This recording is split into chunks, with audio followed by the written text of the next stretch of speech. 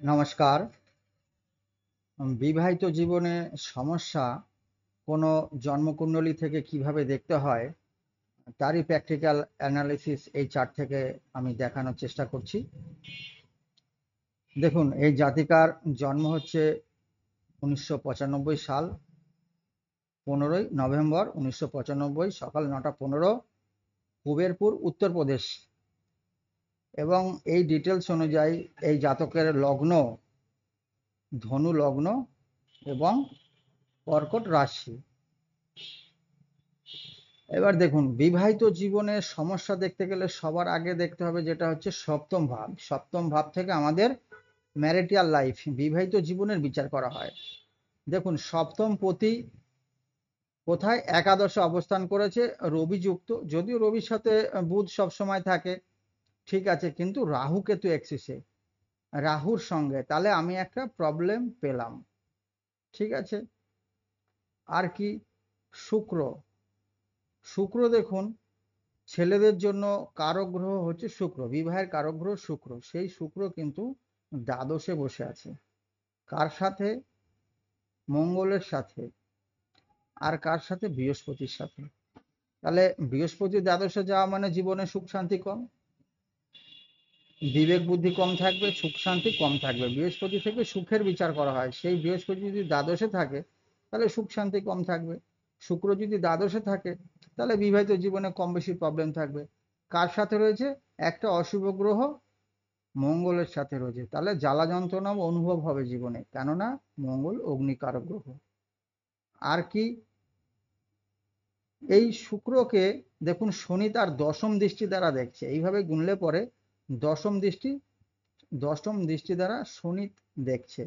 তাহলে দেখুন, এক তো শুক্র দ্বাদশে, আর এক হচ্ছে অশুভ গ্রহ দ্বারা যুক্ত, প্লাস আর একটা অশুভ গ্রহ শনি শুক্রকে দৃষ্টি দিয়ে রেখেছে। তাহলে আমি অনেক রকম ভাবেই মেন কারক গ্রহ, মূল কারক গ্রহ ছেলেদের জন্য শুক্র, সে কিন্তু পীড়িত। আচ্ছা, আর একটা দেখুন যে আর কোন গ্রহকে দেখতে হয় কারক গ্রহ হিসাবে ছেলেদের জন্য, সেটা হচ্ছে চন্দ্র। চন্দ্র দেখুন রাশিচক্রে অষ্টম ঘরেই অবস্থান করে বসে আছে। ঠিক আছে। চন্দ্রকে বৃহস্পতি শুধু দেখছে, এটা একটা ভালো যোগ, কিন্তু এই যোগটা বিশেষ ফলপ্রসূ হবে না, কারণ বৃহস্পতিও অষ্টমে, চন্দ্র, বৃহস্পতিও দ্বাদশে, চন্দ্রও অষ্টমে। ঠিক আছে। তাহলে অ্যাটলিস্ট একটা সিগন্যাল পাওয়াই যাচ্ছে যে এই চার্টে কিন্তু প্রবলেম আছে, বিবাহিত জীবনে কিন্তু প্রবলেম আছে। সপ্তমপতি বুধও কিন্তু রাহু কেতুর এক্সিসে আছে। ঠিক আছে। এইভাবে আমরা মোটামুটি চার্ট অ্যানালিসিস করব।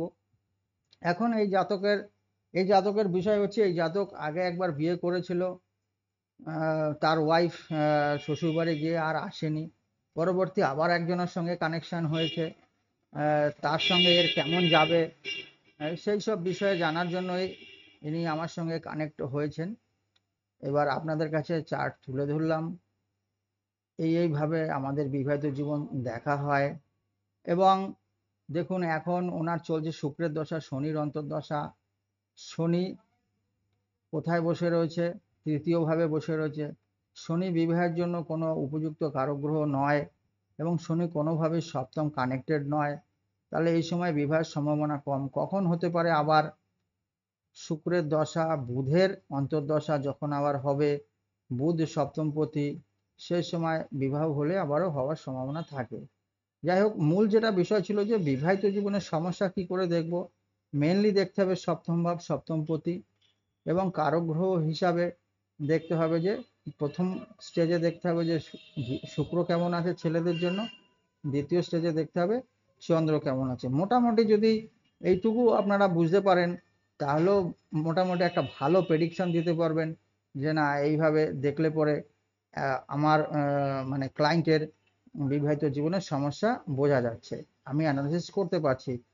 এবং আপনি যদি তাকে আগে ভাগে সাবধানতা অবলম্বন করান, এবং আপনি যখন দেখতেই পাচ্ছেন যে ছেলের চার্টে শুক্র চন্দ্র দুটোই পীড়িত, তাহলে যে মেয়েটির সঙ্গে এর বিয়ে হবে তার চার্টে যেন অবশ্যই বৃহস্পতি ভালো থাকে, রবি মঙ্গল কিছুটা হলেও ভালো থাকে, তাহলেও কিন্তু তার ম্যারিটাল লাইফটা টিকে যাবে। এইভাবে আমাদের চার্ট অ্যানালিসিস করতে হবে। আজকের চার্ট এই পর্যন্তই।